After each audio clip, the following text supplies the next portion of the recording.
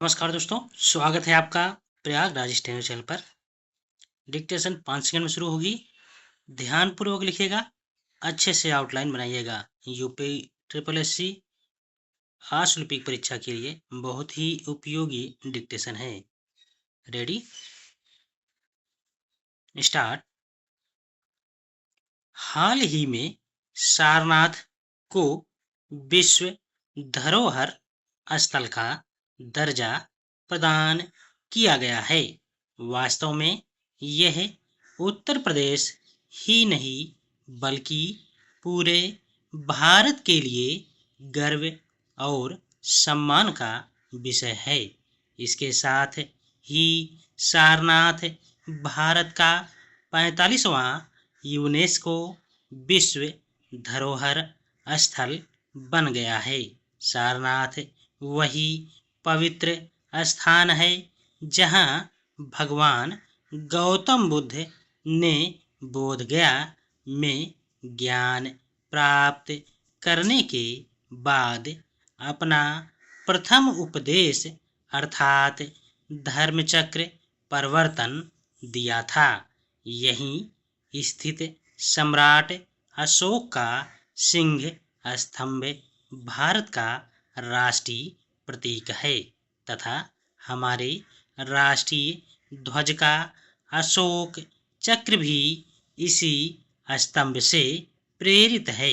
UNESCO ने सारनाथ को सांस्कृतिक मानदंड के अंतर्गत विश्व धरोहर सूची में शामिल किया है। यह सम्मान भारत की समृद्ध बौद्ध विरासत, सांस्कृतिक इतिहास और वैश्विक पहचान को और अधिक सुदृढ़ करता है। सारनाथ के विश्व धरोहर बनने के साथ ही बौद्ध धर्म के 4 प्रमुख तीर्थ स्थलों में से 3 लुम्बिनी महाबोधि मंदिर बोधगया और अब सारनाथ विश्व धरोहर सूची में शामिल हो चुके हैं।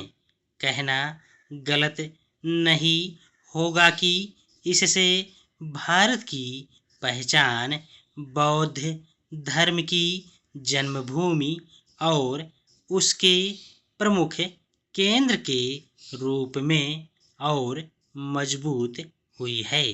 प्रेस सूचना ब्यूरो के अनुसार सारनाथ को वर्ष 1998 में यूनेस्को की संभावित विश्व धरोहर सूची में शामिल किया गया था।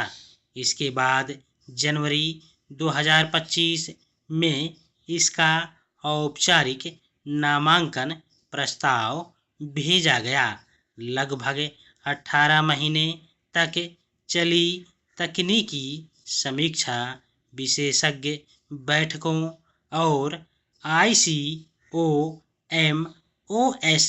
के निरीक्षण के बाद विश्व धरोहर समिति ने बुसान में इसे विश्व धरोहर सूची में शामिल करने का ऐतिहासिक निर्णय लिया।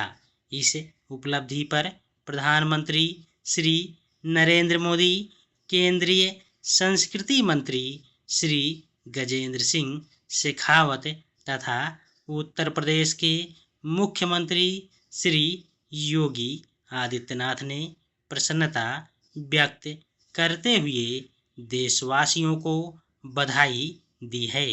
उनका मानना है कि यह सम्मान भारत की सांस्कृतिक विरासत को विश्व स्तर पर नई पहचान दिलाने वाला ऐतिहासिक कदम है।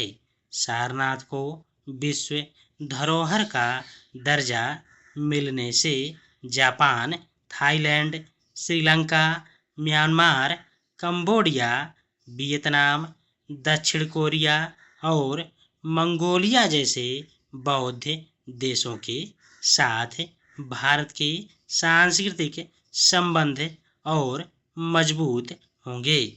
यह उपलब्धि भारत की सांस्कृतिक, कूटनीति, विरासत, संरक्षण तथा वैश्विक स्तर पर उसकी साख को भी नई ऊंचाई प्रदान करेगी। उल्लेखनीय है कि पिछले वर्ष पेरिस में आयोजित यूनेस्को की 47वीं विश्व धरोहर समिति की बैठक में भारत के मराठा मिलिट्री लैंडस्केप्स को विश्व धरोहर सूची में शामिल किया गया था। धन्यवाद।